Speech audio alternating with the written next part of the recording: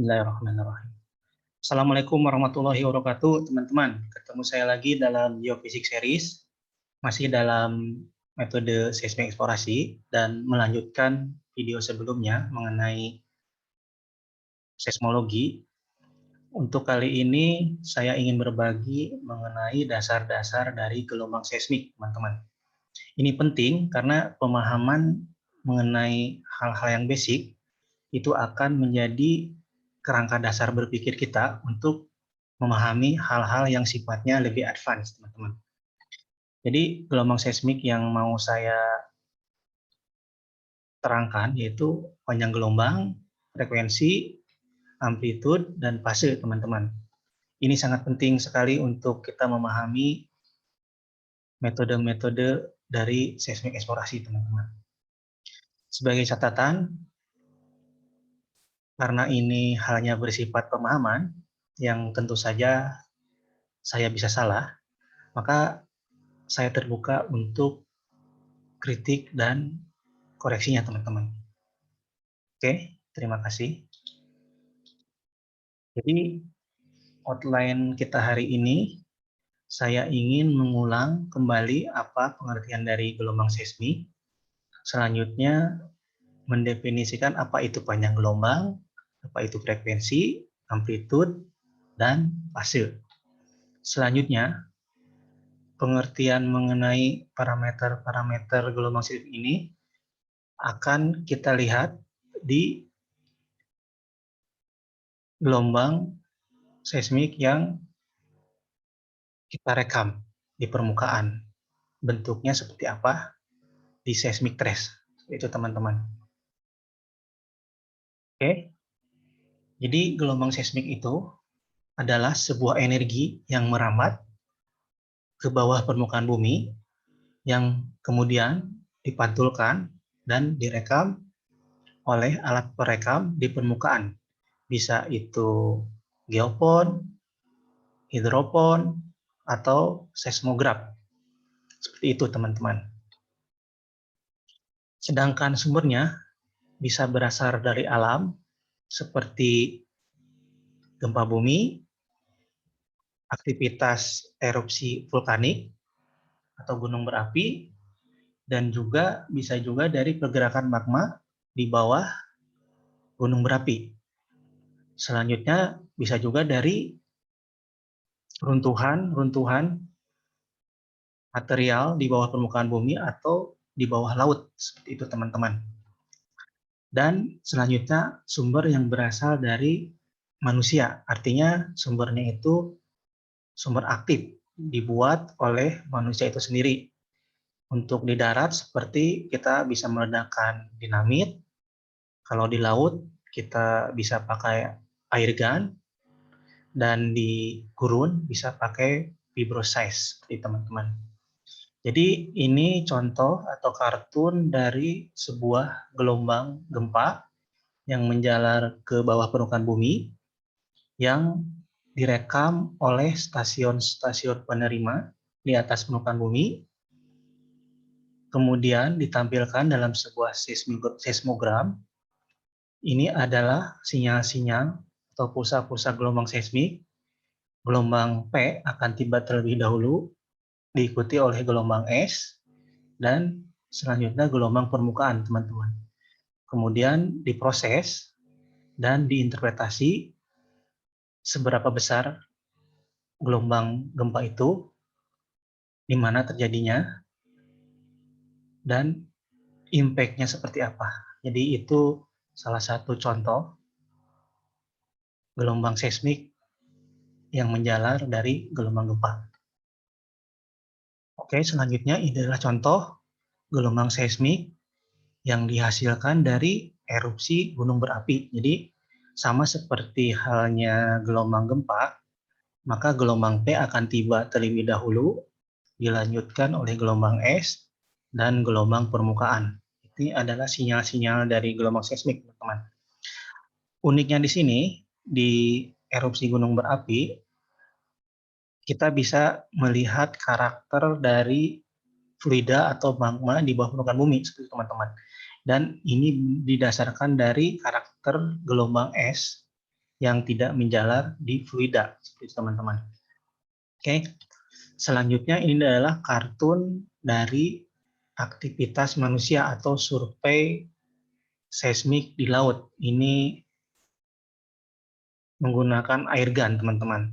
Jadi air gun ini kita ledakan, jadi energi seismik itu akan menjalar ke bawah permukaan bumi, dipantulkan oleh batuan atau formasi bawah permukaan, dan direkam oleh hidropon yang berada di streamer ini, teman-teman. Jadi kita lihat untuk setiap streamer atau penerima, atau dalam hal ini hidropon, akan merekam sinyal-sinyal gelombang yang dipantulkan seperti ini, teman-teman. Jadi 1, 2, 3 ini adalah dalam hal ini hidropon yang menerima sinyal-sinyal gelombang seismik dari sebuah sumber air gun, teman-teman, seperti itu.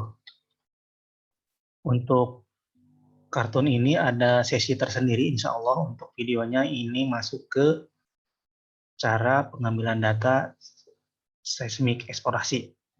Seperti itu, teman-teman. Oke, kembali ke kartun ini. Ini adalah tipikal dari gelombang seismik yang terekam di permukaan, baik itu dari hasil aktivitas gunung berapi, gempa, atau dari perekaman seismik di permukaan, teman-teman. Oke, jadi gelombang itu adalah fungsi sinusoidal, jadi akan berulang continuous. Dalam hal ini gelombang P akan tiba terlebih dahulu, selanjutnya gelombang S, dan berikutnya gelombang permukaan. Sebagai fungsi dari waktu, ditampilkan dalam amplitude. Itu, teman-teman. Oke, jadi apa itu wavelength atau panjang gelombang? Jadi panjang gelombang itu adalah panjang atau jarak antara satu titik puncak gelombang ke satu titik puncak gelombang lainnya. Jadi ini kalau kita nyatakan dalam bentuk gelombang, ini adalah kalau kita satukan, ini satu peak dan satu trough, itu satu panjang gelombang. Seperti itu, teman-teman. Jadi dalam kartun ini kita lihat panjang gelombang yang pendek itu akan berbanding terbalik dengan frekuensi. Jadi semakin pendek panjang gelombang, maka frekuensinya akan semakin tinggi. Sedangkan makin panjang gelombang itu, maka frekuensinya semakin rendah. Jadi dinyatakan dalam persamaan, gelombang atau panjang gelombang sama dengan kecepatan berbanding terbalik dengan frekuensi. Kalau kita lihat ke kartun ini, kita lihat ini sebuah frekuensi 3 Hz. Jadi 3 Hz itu dinyatakan dalam 3 peak dan 3 trough. Jadi satu peak dan satu trough itu satu panjang gelombang. Jadi ada 3 peak dan 3 trough, itu berarti 3 Hz frekuensinya. Dan ini contoh berikutnya, 6 Hz ada 6 peak dan 6 trough, frekuensinya lebih besar. Jadi dalam hal ini frekuensi diartikan sebagai jumlah gelombang dalam 1 detik, teman-teman.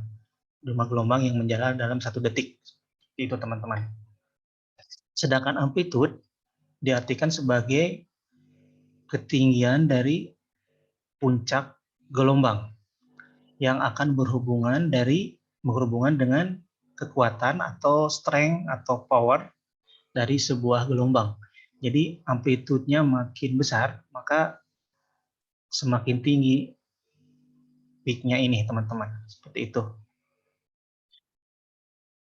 Dan selanjutnya adalah fase. Jadi fase ini akan berhubungan antara amplitude yang peak dan juga yang trough antara dua muka gelombang. Jadi fase ini akan dinyatakan dengan jarak atau waktu atau juga degree. Jadi ini contoh, saya contohkan dalam bentuk degrees. Jadi ini yang biasa kita tampilkan di seismik eksplorasi.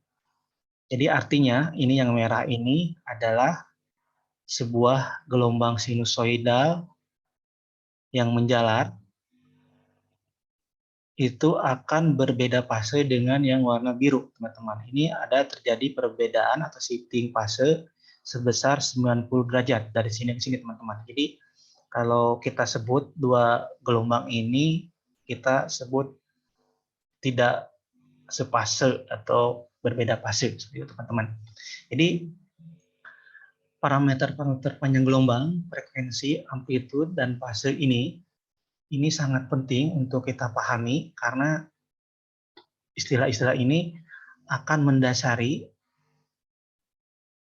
seismik atau metode seismik eksplorasi berikutnya seperti seismik atribut yang akan diturunkan dari frekuensi dan amplitude, teman-teman. Ini sangat penting. Jadi mau seismik inversion, seismik interpretasi, seismik atribut, dan lain-lain yang lebih advance lagi, maka basicnya itu adalah frekuensi, amplitude, dan panjang gelombang, seperti teman-teman. Oke, dan ini adalah contoh dari parameter-parameter seismik atau gelombang seismik tadi ditampilkan dalam bentuk penampang, teman-teman. Jadi ini adalah kartun dari perlapisan bawah permukaan bumi dan juga refleksi, koefisien refleksi dari hasil perlapisan bumi ini. Jadi trace seismik yang terekam di atas permukaan atau di seismogram itu merupakan konvolusi antara gelombang dengan reflektivitasnya, teman-teman. Jadi apa itu reflectivity, apa itu impedance, apa itu wavelet, itu ada sesi berikutnya, teman-teman, insya Allah. Dan untuk video kali ini saya hanya ingin teman-teman paham dasar-dasar dari parameter-parameter seismik yang akan mendasari metode seismik eksplorasi berikutnya, teman-teman, seperti itu. Oke, kembali ke sini. Jadi yang dinamakan dengan frekuensi, jadi kalau kita punya penampang seismik seperti ini, jadi makin kita punya bentuk gelombang yang lebar atau yang gemuk, maka frekuensinya semakin kecil. Sebaliknya, jika kita punya bentuk seismic trace atau gelombang seismik ini semakin pipih, itu artinya frekuensinya semakin tinggi, teman-teman. Logika sederhananya seperti itu, teman-teman. Jadi itu maksud dari video ini. Saya tidak akan berbicara yang lebih rumit, tapi mudah-mudahan ini bisa dicerna secara logika seperti itu, teman-teman. Oke, mungkin untuk video kita kali ini dicukupkan sekian. Insya Allah untuk video berikutnya masih seputar dasar-dasar seismik sebelum kita masuk ke yang lebih advance, agar kita memahami yang basic sebelum kita lanjut ke yang advance. Oke, terima kasih. Jangan lupa untuk subscribe, like, share, dan komen, teman-teman. Terima kasih. Assalamualaikum warahmatullahi wabarakatuh.